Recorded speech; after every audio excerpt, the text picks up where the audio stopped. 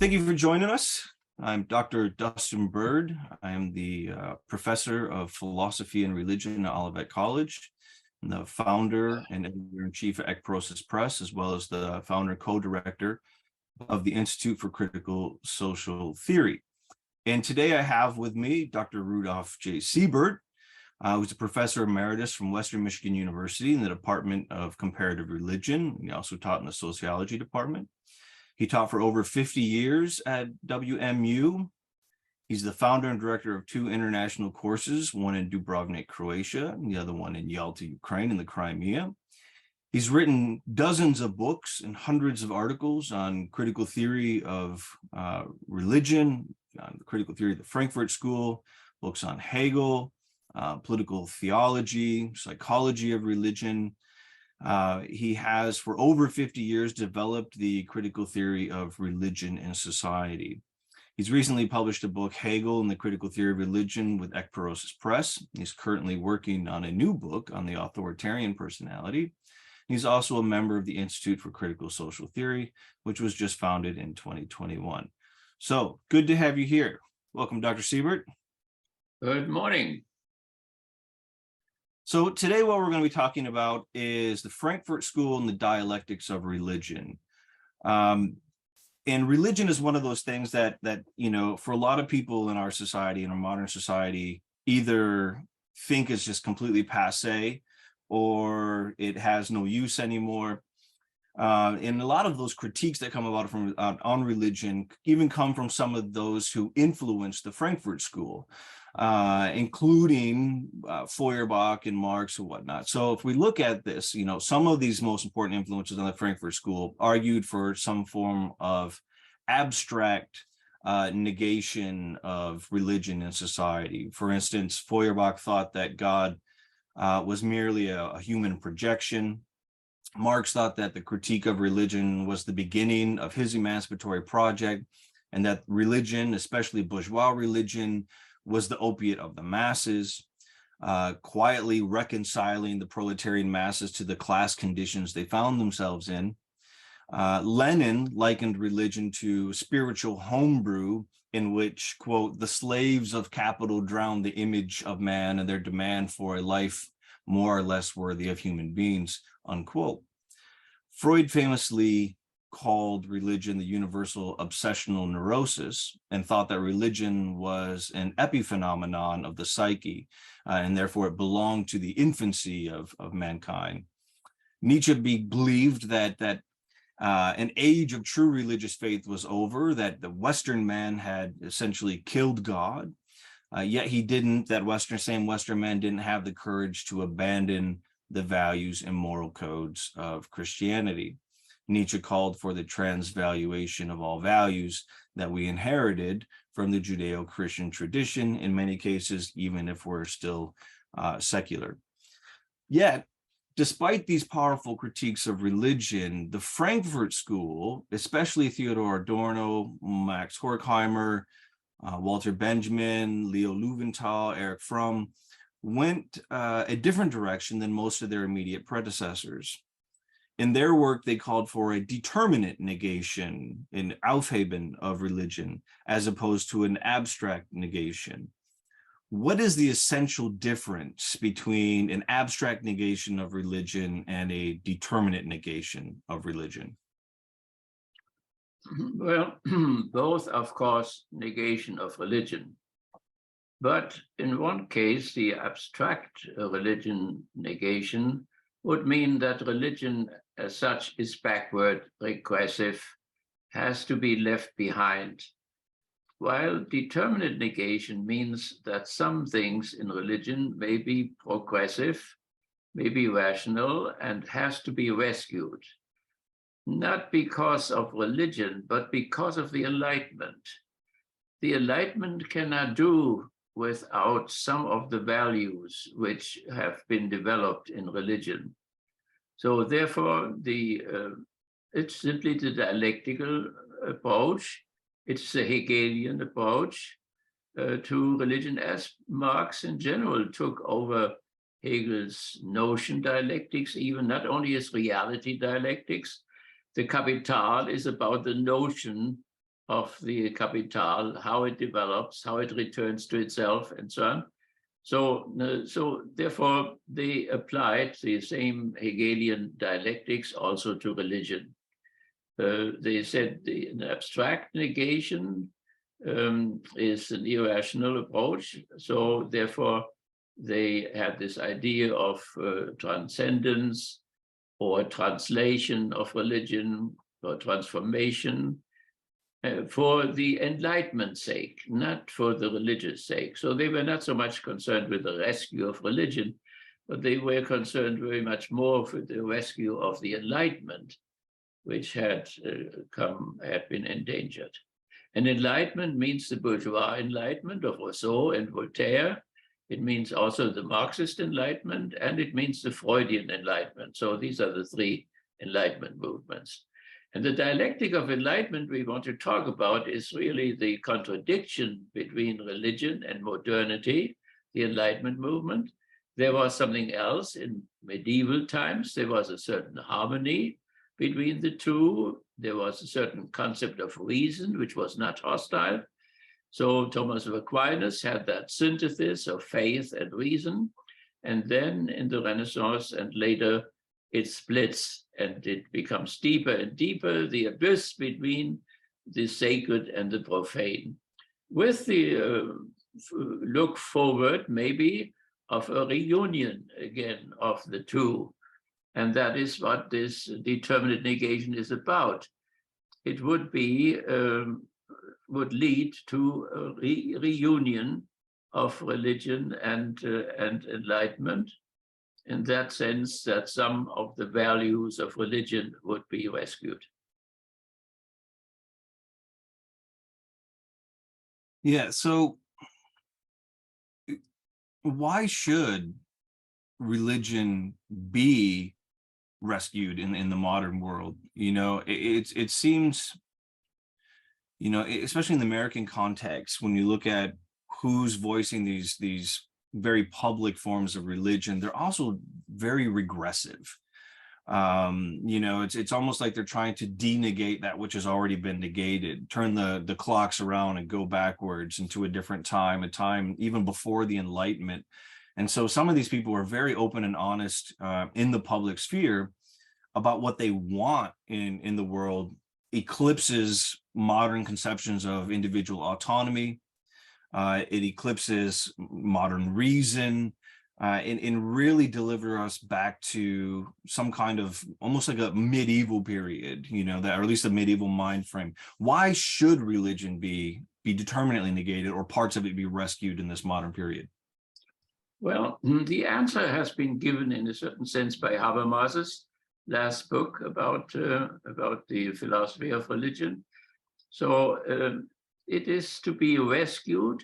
Religious elements are to be rescued for the Enlightenment's sake, because human reason, without any transcendence whatsoever, and transcendence means for Habermas liturgy. That means as long as there is still liturgy in which the transcendence breaks into the faith community, there is some challenge still to modern reason, to modern autonomous reason.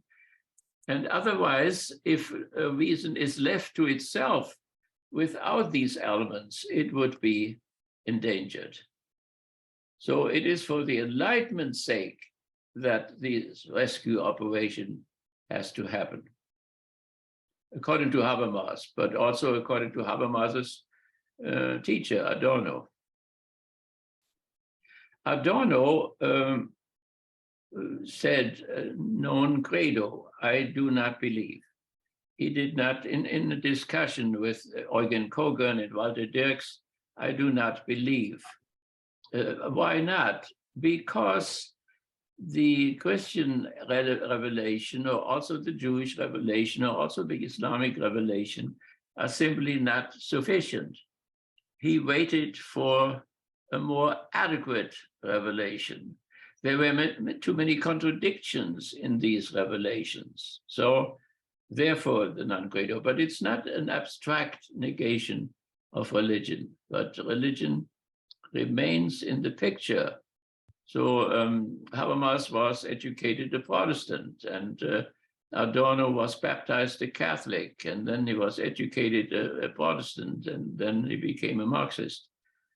So nevertheless, the main issue is that something would happen to the Enlightenment reason if it would not somehow supersede also positively religious values. You know, it also seems that religion throughout religious history, if we look at, you know, the good it can do, the bad it can do, it can be very emancipatory, very progressive, but it also can be very dominating and tyrannical and brutish. There seems to be a inner tension or inner core or inner antagonism within the human phenomenon of religion in and of itself. And it was Max Horkheimer and his Notzen who called that this dialectical tension. He characterized it as a tension between good religion and bad religion, the emancipatory side of religion and the dominating side of religion. That, you know, another theorist, Ali Shariati from Iran, always said this: the history of religion is not religion versus anti-religion, it's religion versus religion, and not two different religions, but one religion with the antagonism within itself fighting against itself. Is this the positive side of religion, the progressive, the emancipatory, the liberational? Is that the side of, or the aspects of religion that the Frankfurt School tries to rescue in their determinate negation? Yeah, so good religion would be one which follows its own impulses, its own transcendence, its own ethics, and so on. Bad religion is a religion which becomes conform to the society, to the order of domination, to the slaveholder society, to the feudal society, to the capitalistic society. It supports it, it motivates people to obey and to have faith, to have trust in their leaders, and so on, to go into war, to have army chaplains who motivate them to march against atheistic Bolshevism, and so thousands of army chaplains. So it is we have in Buddhism, of course, we have the tendency against the caste system, but then the Buddhists have conformed to that caste system anyway. So we have the idea of emancipation and so on in St. Paul and all this. I don't know any difference anymore between men and women, between Greeks and Jews and so on. And there is this equality, there's this freedom, there's this fraternity and so on. But then as the church became more and more a hierarchical church, it allied itself with the Roman state, the Constantinian Christianity, and it allied itself then with the feudal system and with the capitalistic system as well. So that is bad religion.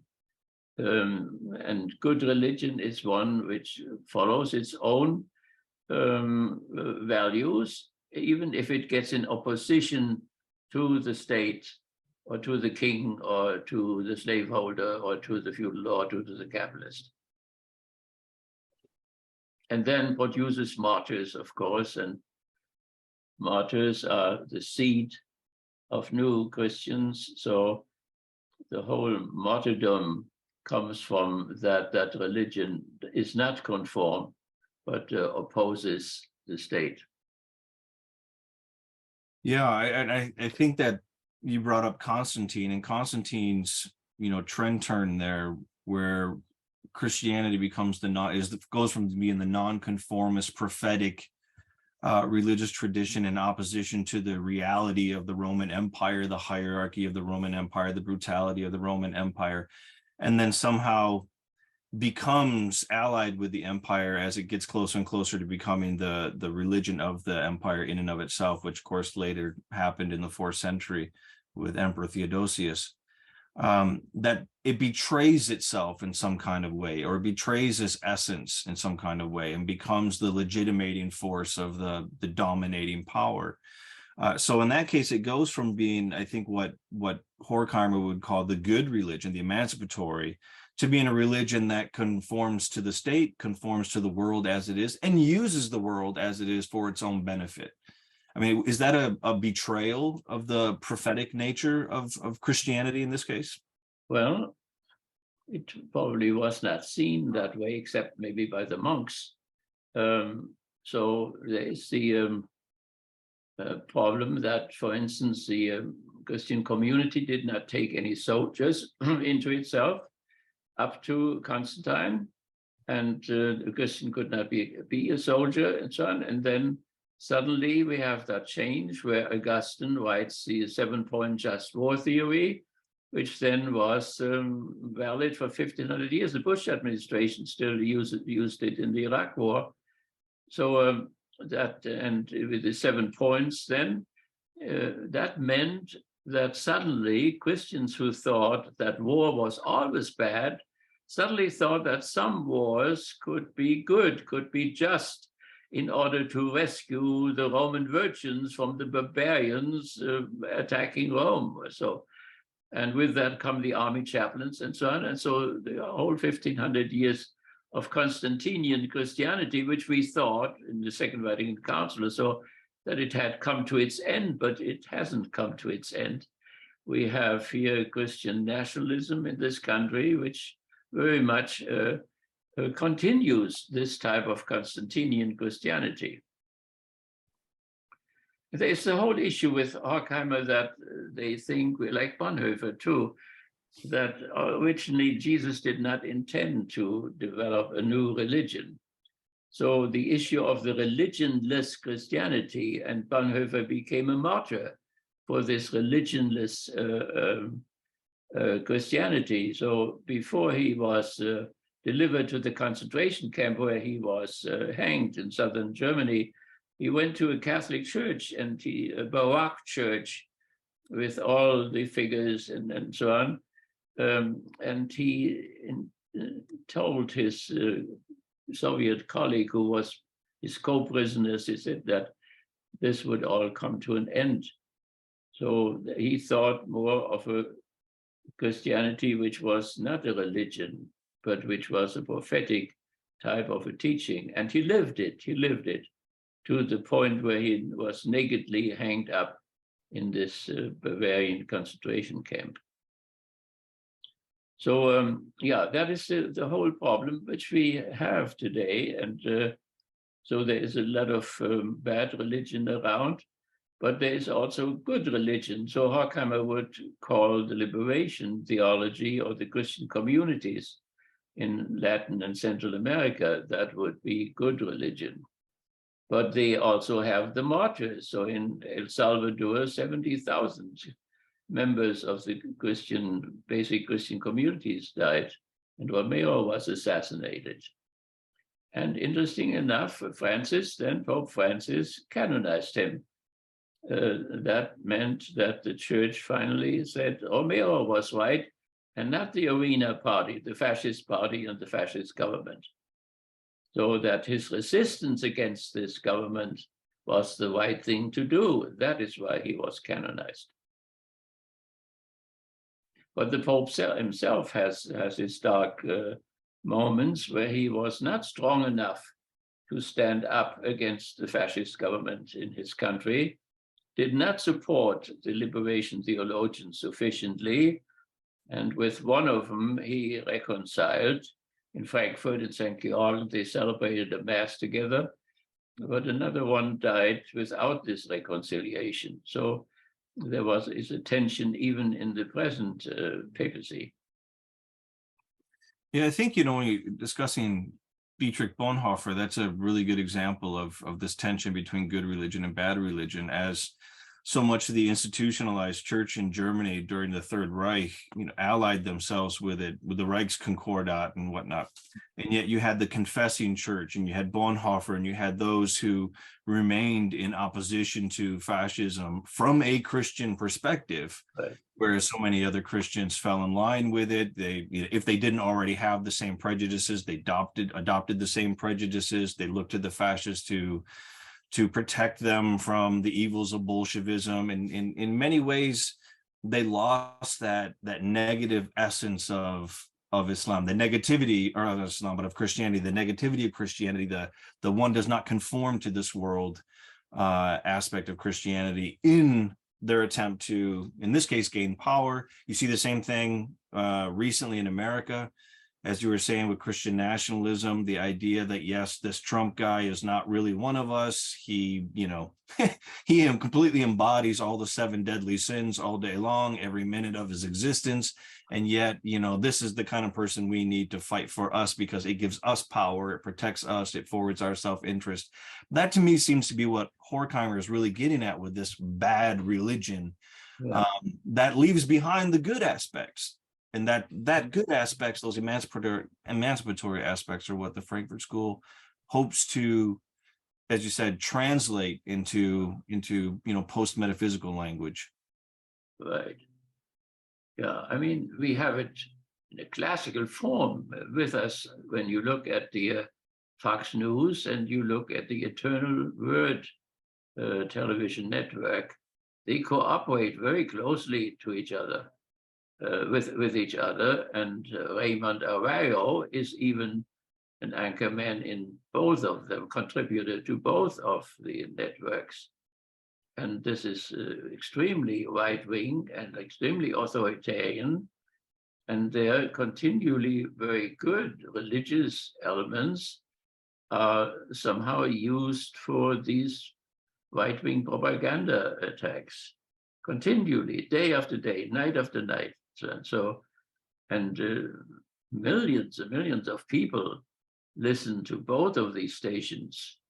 The Eternal Word is in 140 countries, so that is a worldwide influence, much more powerful than we ever had it, I think, in the 20th century.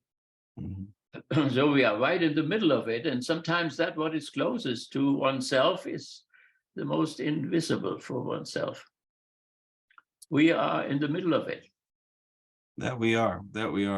My forthcoming book on Trump has a chapter on Trump and the gaslight gospel, which, is an attempt to throw some light on this phenomenon of seeing someone completely at odds with the essence of your basic religious tradition, and yet they become the champion of the tradition. And I tie it back to Constantine, which is in Constantinian Christianity. But, we can already see, even before Constantine and that turn of the state, we can already see it in some ways in Paul, in his letters to the Thessalonians, when he argues, don't expect, essentially, I'm paraphrasing, but don't expect Jesus to come back anytime soon, because we have the katechon, right, the restrainer who's restraining the chaos of the world right now, and you should actually pray for the katechon. You should pray for that restrainer. And of course, that restrainer at his time was most likely Caligula during the writing.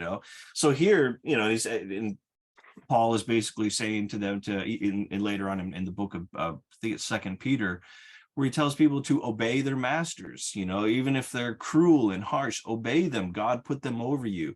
I think that in many ways goes very much against that nonconformist prophetic nature of Jesus, because he certainly didn't submit to the Sanhedrin or the Jewish authorities or the Roman Empire, right? He protested against them in many ways.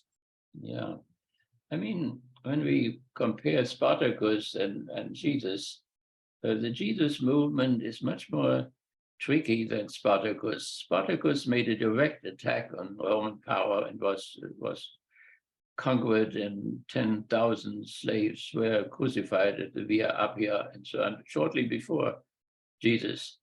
While Jesus tries to transform the consciousness of the people, it is true that Paul sends the slave Onesimus back to his master, but he tells the master, he's your brother now, and he is different now from the way you had him before. And if you had any losses, I'm glad to pay for the losses you had for the time he was with me, and so on. So, but it is a more subtle type of an overcoming, and some people say that the Christianity ruined the Roman Empire in the end by undermining its slave system, by having the idea of equality and brotherhood. So But the connection was finally made. That means the church allied itself with the state which crucified their founder. That is a really paradoxical type of a thing. And that Constantine was a rather problematic type of a guy. He, from the very beginning, in an authoritarian way, used Christianity as a means. He was Zoroastrian, like his father, a Mithras man, and replaced Mithras by Jesus on his flags and stormed Rome and was successful. But for instance, he let himself not being baptized up to the end of his life, because at that time there was no sacrament of confession or reconciliation. So if you would lose your baptismal grace, you could not replace it by going to confession. So therefore, he waited because he knew he would kill a lot of people, and he killed his wife and his son because he thought they had something with each other. And then he was finally baptized, but he was baptized by Arius people. That means those people who did not believe in the divinity of Christ, but thought that Jesus was just a man like Mohammed. That is very problematic, that the Christian community made this connection, nevertheless, in spite of all these question marks. Yeah, I mean, in returning back to, I think, Judaism, because the entire first generation of Frankfurt School were all Jewish, and while they certainly talked a lot about Christianity, they drew from the Jewish tradition, and so much so that even, for instance, Leo Löwenthal calls the Jewish concept of the Bilderverbot, the image ban of the second and third commandment. He calls it essentially the essence of critical theory. That the entire project of the Frankfurt School rests on this idea of thou shalt not make graven images, right? That thou shalt not turn anything created into the creator, or to make anything absolute, or engage in apotheosis of anything. Do you see it that way? Do you think the Bilderverbot is the foundation stone of critical theory?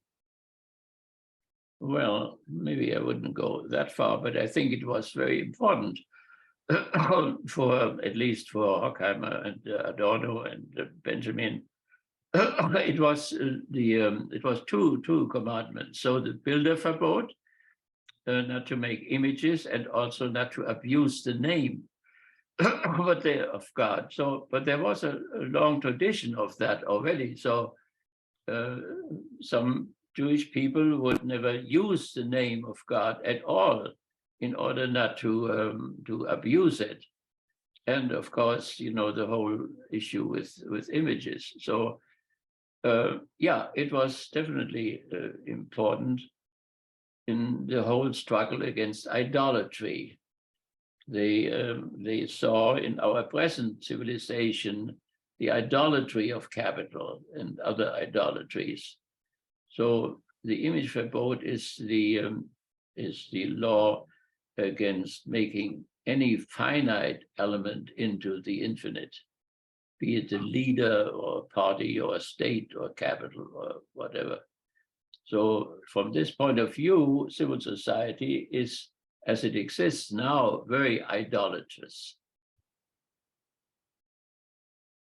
Yeah. It always reminds me, the Bilderverbot, of this perpetual negativity.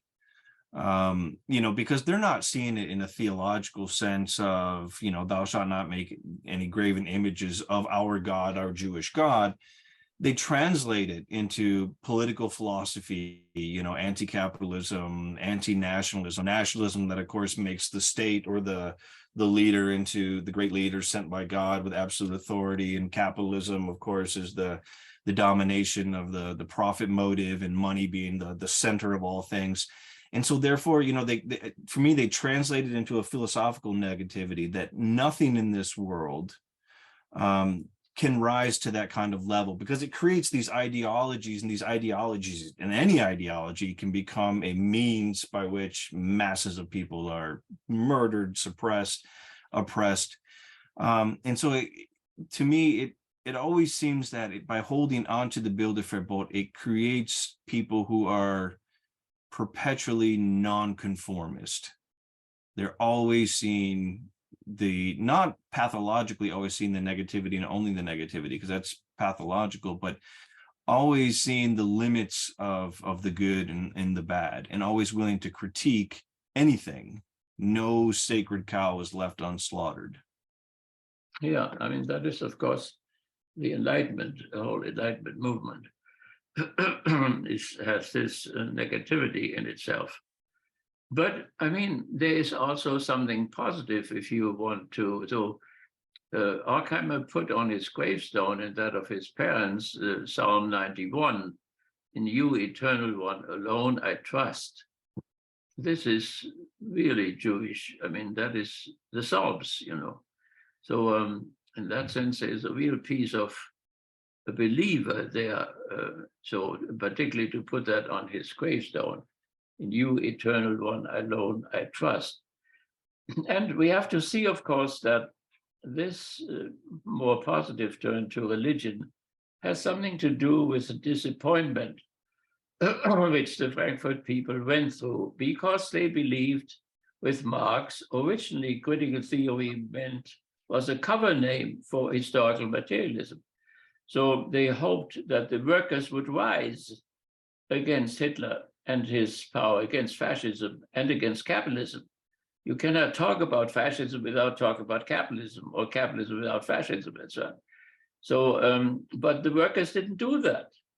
The workers, 4 million workers from all European states, which are today NATO, marched with him against the Soviet Union, where the revolution had taken place. So they went not the revolutionary way, they went the anti-revolutionary way. That was a massive disappointment. And I think it brought a certain distancing from Marxism after the Second World War. And part of that distancing may also have been that religious turn. And one has to see that Marx, of course, was not like the bourgeoisie, he was simply an atheist. It may very well be that he was a pantheist. That means that he was in this Baruch Spinoza tradition. There were many young revolutionary men coming from Spinoza, and I think that Marx may have been closer. I had a discussion with Walter Dirks about this, and he was convinced that Marx was more of a pantheist than an atheist. So therefore, there are reasons why the Frankfurt School was more open to religion than Marx may have been. And then also Marx was more on the side of Jesus' teaching. He didn't take him as the Son of God, but as a great teacher like Socrates. And then he compared what Jesus had taught with the actual behavior of Christians in London or Christians in Berlin or in Brussels. And he saw that they did the exact opposite of what Jesus had taught, and still did it in Jesus' name. So, that they somehow used Christianity simply as a means of social control. Yeah, there's that interesting story in, you can find it in, I think it's Erich Fromm's book, Marx's Concept of Man, and it coming from Marx's daughter, talking about how Marx would take them to church on Sundays to hear the music. And the daughter asked Marx who that person was up on that cross. And he gave the most profound but yet simple Christology. There once was a poor carpenter and the rich people murdered him. The most simplest but yet profound Christology. Yeah, right. And the children of Marx said, and he settled it for us for life. So what he had told them was really convincing for them. Yeah. I mean, he saw a proletarian killed by an empire with a collaborating class, you know what I mean, for being engaged in many ways a critique and attack on the empire, you know, and the ruling class. So I mean, absolutely fascinating. Yeah. But There was a nice story of a man who was in Nicaragua, and he had to go to a doctor in Nicaragua when Nicaragua was socialistic, or what it will become again, or is already again. And so the old doctor said, you know, this is a hospital so-and-so. And then he suddenly told him that this was named after Karl Marx. It was a wonderful hospital for the poor. The man thought, you know, it was by a saint, so the Christians had founded that hospital. No, it had the name of Karl Marx, because the socialists in Nicaragua had built that. So in a certain sense, Marxists took the place of Christians.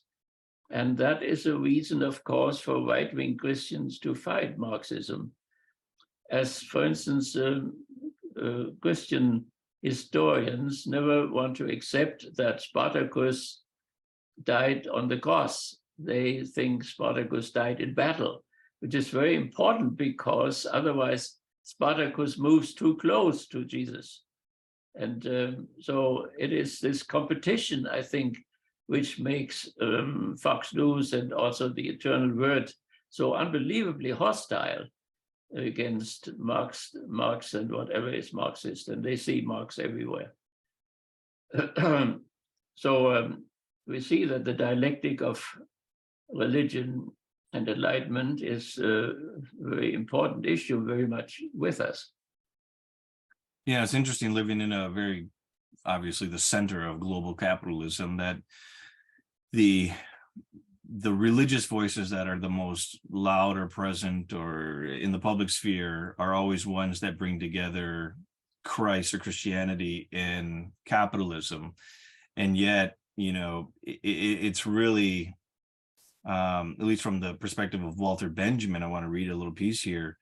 It's not so much that Christ and capitalism, but Christ and historical materialism, you know, the religion and historical materialism, that is the more natural alliance, if you will. So what I'm talking about is in Walter Benjamin's thesis on the concept of history, he paints a picture of the automaton. And I'll read this quick little blurb here that he writes in the thesis in the philosophy of history. He says, "The story is told of an automaton constructed in such a way that it could play a winning game of chess, answering each move of an opponent with a counter move. A puppet in Turkish attire and with a hookah in his mouth sat before a chessboard placed on a large table. A system of mirrors created the illusion that this table was transparent from all sides. Actually, a little hunchback who was an expert chess player sat inside and guided the puppet's hand by means of strings. One can imagine a philosophical counterpart to this device. The puppet called historical materialism is to win all the time. It can easily be a match for anyone if it enlists the service of theology, which today, as we know, is wizened and has kept out of sight." You know, he's suggesting that it's historical materialism, Marxism. If it's to win in the perpetual history of class struggle, for instance, it must enlist the services of theology, enlist the services of religion. But yet theology, at least at the time of writing, of Benjamin's writing, as he says, is the ugly hunchback that has to stay out of sight. It has to hide in the machine behind the historical materialist. Now, what does Walter Benjamin mean by this? Is it the idea that historical materialism can't fulfill its project unless it still has some kind of theological core or something like this? Well, first of all, when you look behind my head, you'll see that picture of the first thesis, the automaton in the back there, because it is the cover of one of my books, and I have it behind me hanging there. So there's the picture of it. So, I mean, but that, I think it shows very well what the attitude of the Frankfurt School was toward religion and toward Marxism. of course, in the meantime, Marxism has also become an ugly little dwarf, like theology. So they are both in bad shape in a certain sense at the moment. But the idea was that historical materialism needed religion. So it needed, maybe not religion, but it needed theology. And but theology also needed historical materialism. It is true the other way around. So theology, in order to become active in the real historical process, needs historical materialism, and historical materialism needs this deeper grounding in theology. So that is behind that determinate negation issue of religion. That is the way how it is done positively. So the picture shows very well how the Frankfurt School wanted to supersede the abyss between the religious and the secular. Yeah, I think it was Zizek who suggested that in Benjamin's time, that the theology, the ugly theology, had to remain hidden behind historical materialism. He said, but today, with the way the world is today, especially in the West, it's the other way around, that somehow historical materialism has to be the dwarf hiding within religion in order to getting that project done. Well, but we have to see that we are, of course, in the counter-revolutionary period. So both religion, insofar as it is revolutionary, and historical materialism are both ugly dwarfs at this moment. But this is this moment. And the question is how long the counter-revolutionary period lasts. And they always think, the counter-revolutionaries think that their counter-revolution is always the last word of history. But then we see a few minutes later that this is not the case. So the socialism, of course, is spreading not only in China and Korea and in Venezuela and in Cuba and so on. We just don't like to pay attention to it, but it is still very much the theme. And sooner or later it will change. Because it will change, because the fundamental issue which we never talk about is that the problem remains. It is not Marx, Marx, Marx. It is the contradiction in capitalism which is the problem, not Marx. Marx only made it known. We shoot at the messenger. We should address the problem. The problem is the contradiction in capitalism between the private appropriation of surplus labor and the collective appropriation of collective surplus labor. That is the contradiction. And before that contradiction is not resolved, any counter-revolution will only be temporal, and it will come up again and again until it will be resolved. That means that those who produce the surplus value, the value beyond their wage or beyond their salary, will also appropriate it, and not that a small group of non-workers appropriates what 150 million workers have produced. That is the problem, not Marx is the problem, or whatever, Malthus, or whatever. Marx was not the only one who saw the contradiction. He was not the only one who suggested how this contradiction could be overcome. Only the way he thought it should become a worldwide labor revolution, that did not happen in the 20th century. And that was the great disappointment to which the Frankfurt School people had to adjust. And part of their adjustment was their religious position. Yeah, and it's pretty clear, from Marx's earliest writing. I think he wrote even in his Abitur about the divine spark of humanity that somehow gets smoldered, it's wiped out, it's snuffed out by the society, in this case the capitalist society. which is a legitimate religious critique of capitalism that somehow was translated in his life into what later we would call historical materialism. But it was already there in religious form. Yeah, right.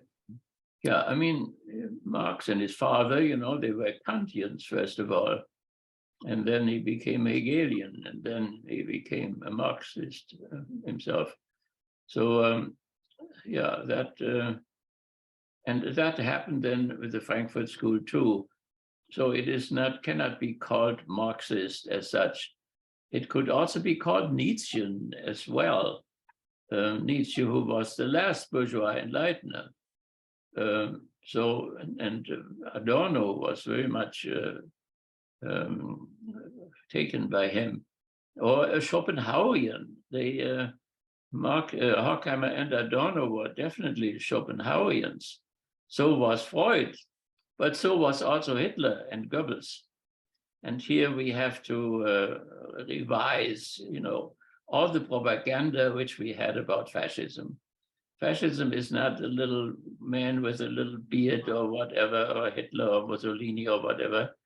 It is quite a tough type of a worldview which is able to fascinate millions and millions of people, of authoritarian personalities who despair about what democracy can do. They despair about what parliaments can do, that they cannot solve the problems, the pandemic or the ecological problem, or all the problems which come up. The democracies seem to be too slow, and people become impatient, and therefore they turn into authoritarian type of personalities. The leader then is supposed to be the one who solves, the problem solver, as Fromm calls him. So, and they hold on to him no matter how bad he may be or whatever personal sins he commits, or as Tom said, I go to Manhattan and kill somebody and they will still follow me. You could not have a better definition of authoritarianism and fascism than that. Fascism is a very, very serious type of a thing because it rejects the religious idea that simply to be natural for us, simply to be chimpanzees is not good enough. Fascism says you can be a chimpanzee. We are chimpanzees. It is the issue of the aristocratic principle of nature, the power over right, the most powerful race, most powerful nation. That is what it's all about. So, and we are in the situation now that we have two, the Slavic world and the American world, inherit Europe. And therefore we have this antagonism between the two, which has to be resolved peacefully. Otherwise, we will blow ourselves up. And that is our real problem. But there are also, again, the democracies are too slow and therefore are taken over by oligarchies, which determine without even people knowing what in God's name they are doing. So, so that is our present situation. So the Frankfurt School is full of actuality in that it has zeroed in from the very beginning on the authoritarian personality, on this threat for democracy, which was really a wonderful accomplishment. Our Constitution is a wonderful document. It has to be renewed now in a new world situation, but that would, at the moment, that would not be the right moment to do it. But at some point, it will have to be reformulated. But at the time, and for a long time, it was a great, wonderful document.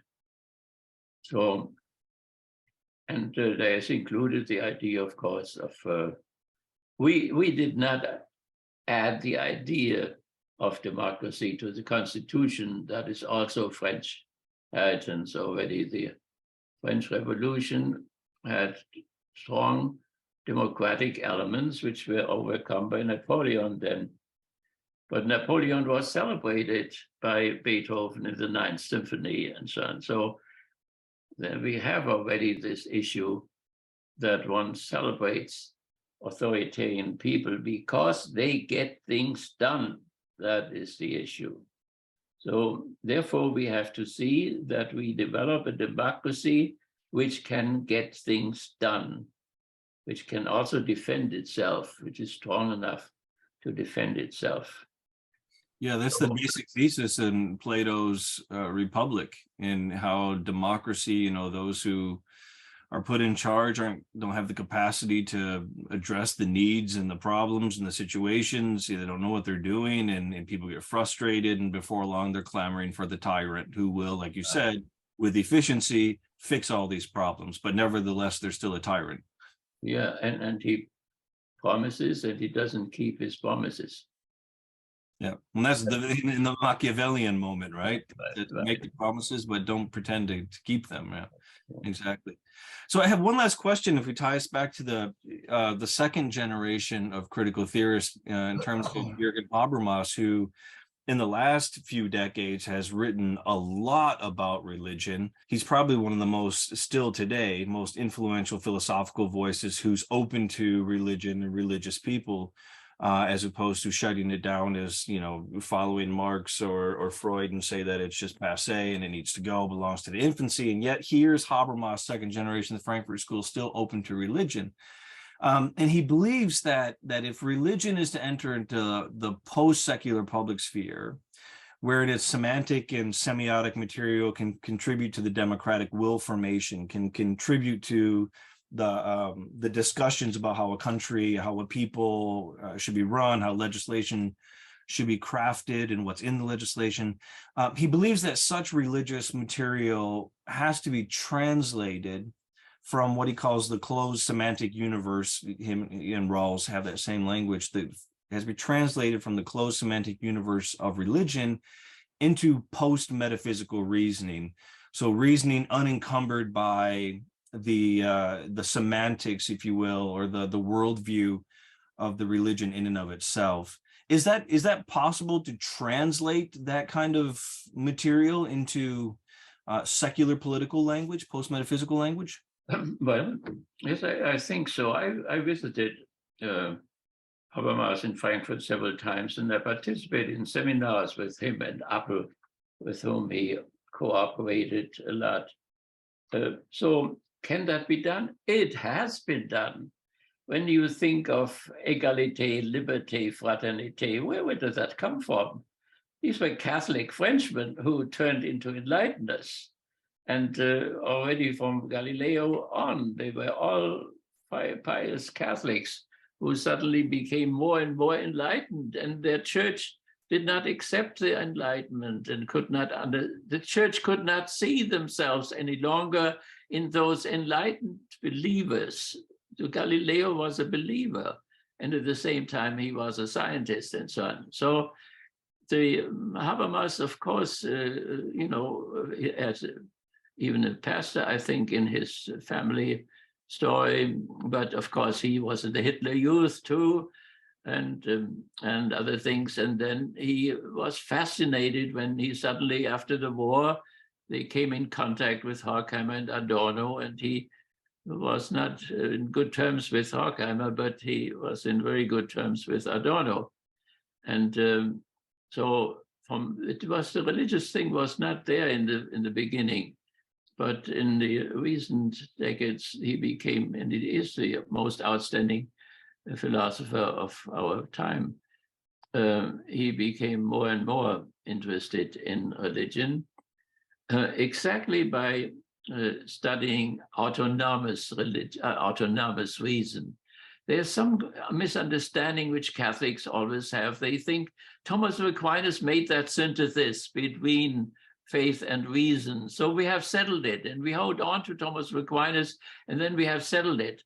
But the reason which Thomas Aquinas had was another reason than people developed after the Renaissance and so on, and particularly after the scientific revolution of the 17th century and so on. So what is the difference? The difference is that it is autonomous.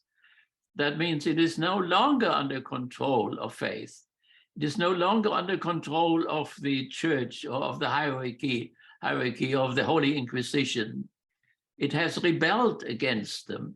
It had to rebel against them because it was strangled by the Inquisition in that close semantic dimension. And it had to break out of this in order to move the human species further. So that is the conflict. And so it is, people see that, or Habermas sees that there is, of course, the danger that this autonomous reason becomes so autonomous that it makes itself absolute. And when it makes itself absolute, it becomes perverse. In order to prevent this perversion, it has to open itself up to the challenge, which is still left in religion. And what is that challenge? Wherever there is a Christian community which is still practicing its faith in liturgical forms, that means in language, and allows the transcendence to break into the immanence in that language. That means as long as they do this, as long as they celebrate the Mass still in one form or the other, Protestant or Catholic or whatever, so long there is still a challenge. It has to be challenged, this autonomous reason, that it does not absolutize itself, because when it absolutizes itself, it will become perverse. So it is this concern, as we said from the very beginning, not so much for religion, it is the concern for the enlightened world, which has to remain, has to be strong enough to keep that principle of, it is called the principle of internality, or the principle of subjective freedom, or free subjectivity, which broke out in the city-states, and it broke out again in the Reformation. And when this principle of free subjectivity breaks in, it produces a lot of chaos, which we see around us too. It seems to be arbitrary very often. And but it is unavoidable that Plato tried to deal with that by taking an enlightenment, namely Socrates, and making him into a new type of man, an enlightener who is also aware of the negativity of the Enlightenment and negates it. That was Socrates. And something similar, of course, has to be done. But what really happens is when this principle of internality or free subjectivity or so breaks through, it somehow weakens the objective ideas like family and civil society and state. All that becomes unimportant in a certain way, and all what counts is my own well-being and all this. So, and so that somehow the idea of property and contract and personal well-being becomes all what people are interested in, and nobody's interested anymore about what the state does or what states do in history and whatever. So, nevertheless, it is not enough to come with Thomas Aquinas or whatever. It would be better to come with Hegel, because he was aware from the very beginning with the dialectic of enlightenment, and was somehow tried to overcome the dialectic of enlightenment. That means he was an enlightener who was at the same time critical of the Enlightenment. And that is exactly what we need. We have to preserve or develop further the Enlightenment, and we have to struggle with the dialectic of enlightenment, and the Enlightenment turns against itself. And that means that it absolutizes itself and dies in the process and falls to authoritarianism, a reason which capitulates, has to surrender to the leader. Yeah, it seems like, there's this long history of this debate about reason and faith, even if we start with Augustine, who says, reason has to be tempered by faith. It seems to be some kind of tacit understanding of the potentials for reason to gauge of apotheosis, and then you get to, like you were talking about, with Aquinas, and then reason becomes ancillary to faith. It becomes its tool to prove the faith condition, or the faith position. And you get Kant, where he denotes the limitations of reason. Reason can do this, but its borders are here, and after that comes faith. And then, as you said, with Hegel, who brings the two together into faith and reason in some kind of way, but also in such a way that reason cannot become pathological because it critiques itself. Yeah. And it constantly is reminded of itself and thinks about itself and engages in some kind of determinate negation of itself. Right. And you're right. And so, before him was Luther, who said, of course, famously, reason is a whore, so. Right. And that was of course, our last video who we talked about, Pope Benedict XVI. Part of his critique was the problem of dehellenization. When you take reason out of faith, what happens to faith? Faith itself becomes pathological, becomes, completely irrational in that sense. So yeah, and getting back to Habermas, what always struck me as is probably his best example of how particular semantic and semiotic material from religion can be translated into post-metaphysical reasoning and contribute to how humanity governs itself, is the move from the religious idea of the imago Dei, or the image of God, that all humans are created in the image of God, and therefore are worthy of moral and ethical concern and equality, and they're inherently fraternal. And that gets somehow translated into human rights, that all humans, by virtue of being human, are the bearers of human rights, and that's not something anyone can take away from anybody. And that's, one of the arguments for the framers of the Constitution, which we talked about. It's one of the reasons why they said that our rights came from God. If that was the case, which it's questionable whether they even thought that, but they put it that way. If by putting it that way, they made it so one cannot take them away. So one great man in the medieval period was Anselm of Canterbury, who thought that we should try to know what we believe. And that somehow would have to be done, because to talk in terms of the image of God, what if you don't know God? So who then is the image? What is the image? When you don't know the original, how can you know the image? Or does the image tell us something about the original, and so on? So the question is not only to rescue some faith elements, but also to learn to know what was a matter of faith. That is what reason, this autonomous reason, would have to do. It would not simply negate it and say it's all nonsense, but it would say it was believed, but can we see the truth of that, what was believed?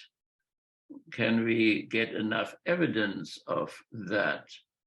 So, and somehow when he does refer to the image of God. That is a tricky type of a thing when you say we have the image, but we cannot know anything about God. And the Enlightenment, of course, had this doctrine: God cannot be known. Enlightenment was agnostic.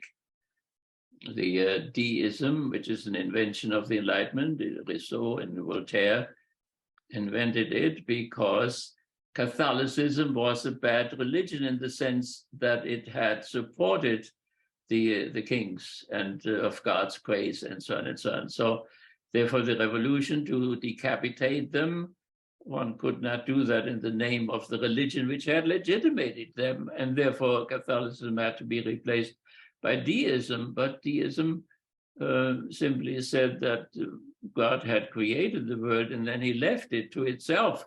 That means left it to the bourgeoisie, those who won the revolution. And they could then do whatever they wanted to without any knowing who God was and what he wanted. So therefore, when we look at this, why religion is so important for Habermas, is to prevent autonomous reason to become absolute, and also to be able to see the truth in that what was once believed. So it is a change in form, not in content. The religious content would have to be removed from the form of faith into the form of knowledge. Can that be done without falling into the tricks of Gnosticism? That is, of course, a question. So there are problems involved, but this is the way in which one would proceed.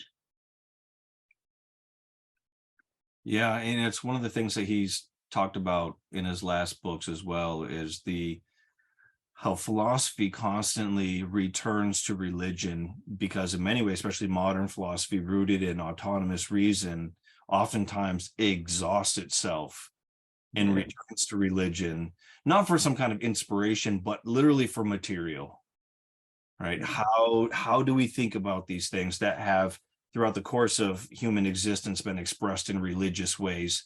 Now can we return to them, not to simply borrow, and to resurrect, some kind of anachronistic way, resurrect some kind of real archaic religious beliefs, but how can religion, how can faith, how can theology still inform someone who is of the Enlightenment? Yeah. So, I mean, the labor movement transformed the love of your neighbor into solidarity. Mm-hmm. And solidarity represents in an open way, broken out of the semantic dimension of religion, and is worldwide used as in terms of, in socialistic countries particularly. So one can obviously do this translation without losing substance. One can transform the religious substance into knowledge and into action, into solidary action. Absolutely. Well, Dr. Siebert, we've reached our time, and it's been wonderful talking to you about this very interesting subject matter. So if our viewers are interested in reading more, feel free to look at Dr. Rudolf Siebert's websites. He's got decades and decades and decades worth of writing on the subject matter. And I've personally learned so much from him over the course of the last 30 years. My own book, The Frankfurt School and the Dialectics of Religion, is also available. Amazon or through the website, the Ekperosis Press website as well. And this book was highly influenced by all the great conversations I've had with Dr. Rudolf J. Siebert. So, yeah. Thank you. To have this wonderful publishing house, which has this name back to the roots. Yes. Back to the roots. Yes, yeah. That's what we have done today. Exactly. So thank you again for doing this. It was wonderful. You're welcome. Absolutely. Have a good day. Same to you.